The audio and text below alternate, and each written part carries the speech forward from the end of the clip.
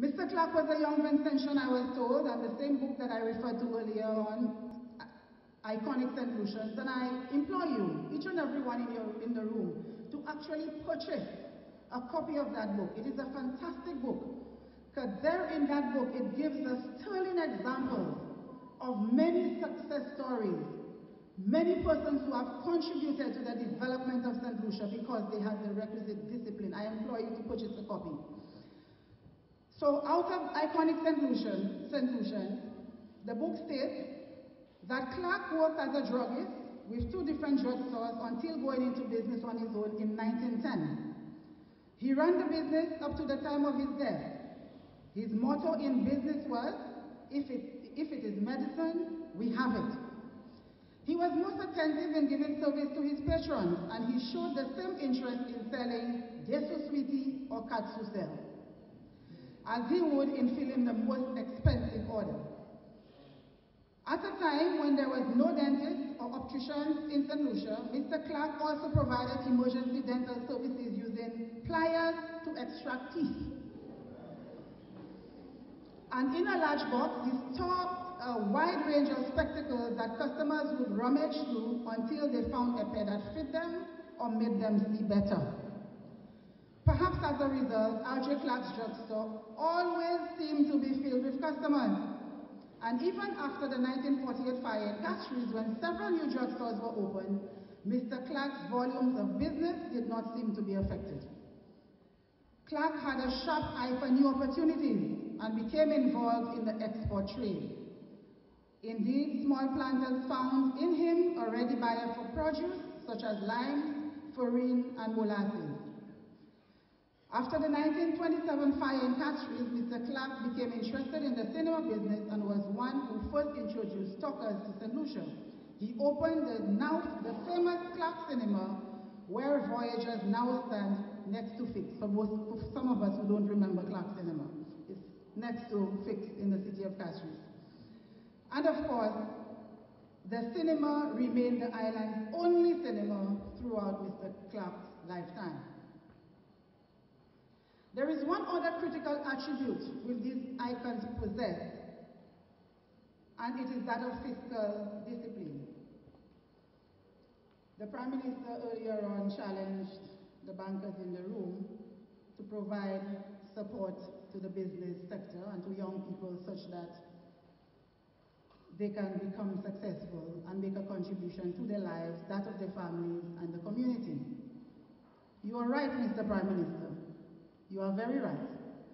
And I will say to you that I speak here on behalf of all the banks in St. Lucia that we do have the available policies to be able to provide that level of support to the business sector and to prospective business persons. In my profession, and I'm sure my counterpart here, Mr. Hinson, and of course my other counterpart, Jean-Francois Sonson, will tell you that we see the failure of far too many good businesses and the floundering of others due to the lack of such an important discipline. Good fiscal discipline is about effective management of the cash flow of the business. Too often, we do not see that level of discipline in our day-to-day activities. It's about ensuring that adequate working capital is available to meet the day-to-day operations of the business. It's about having a good credit policy such that you do not tie up too much cash in goods sold on credit. It is also about paying your debts to banks and suppliers on time to ensure that you are able to restock in a timely manner and maintain the creditworthiness that will guarantee you additional loans or overdraft support from the banks. Investment in wasteful or too many unproductive assets which are not income generating is another issue. Good fiscal discipline is not about overstocking. There is tremendous cost associated with slow-moving stock, such as cost of warehousing, security, insurance, finance costs, etc. Fiscal prudence is also about understanding the importance of effective use of cash. These icons, which I mentioned earlier, did not utilize the working capital of the business to acquire luxury items. They understood that sales did not equal profits. They reinvested the profits in the business or other income generating or equity enhancement activities. Fiscal discipline is about having the recognition that in any business, cash is king, and the imprudent use of cash ruins a good business overnight. Mr. Prime Minister, I assure you that any existing business and prospective business where you have leadership with those disciplines, particularly the fiscal disciplinary measures that I mentioned there, will be the ones that will grow, the ones that the banks will embrace, and the ones that the bank will support to ensure that they maximize their profits and by extension develop the economy of St. Lucia in the manner that they should.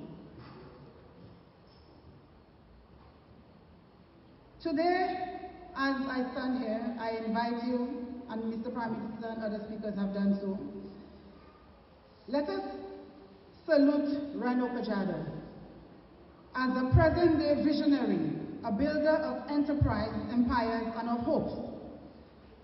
Reno, we salute you as someone who is constructing as much for yourself as for your generation and for other generations. Reno has the right type of attitude like JQ, like Theophilus, and R.J. Clark. I also look in the room here today and I see other successful persons. I see an icon sitting here in our midst, Mr. Michael Shastley. Good evening, sir. This is another St. Lucian icon. Let us give him a resounding round of applause for his successes.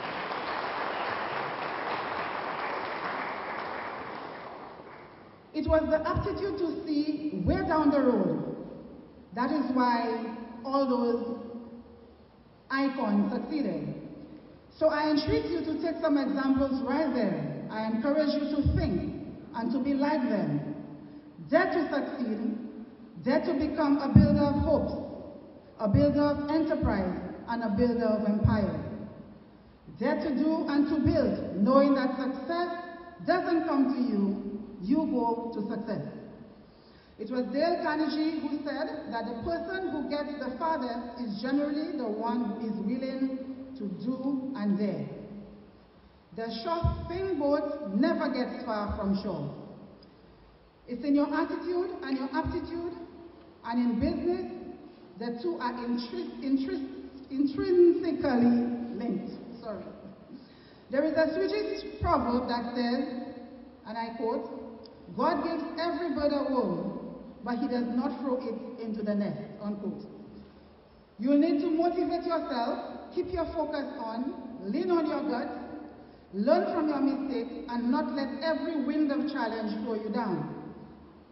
The success is in the journey, never in the destination. Thomas J. Wharton asserts that the formula for success is to double your rate of failure. He says that we must perceive failure not as the enemy of success, because you can be discouraged by failure or you can learn from it. So go ahead and make mistakes. Don't be afraid. Make all you can, because remember, that's where you will find success. Ask me, ask Reno, ask Mr. Chasney, and many others. So dare to aspire, because anyone can be ordinary. Dare to rewrite your future in business, or whatever other pursuit you choose, not on the basis of your beginnings, but on the strength of your conviction. What is stopping you? Come on, let's get busy. God bless you.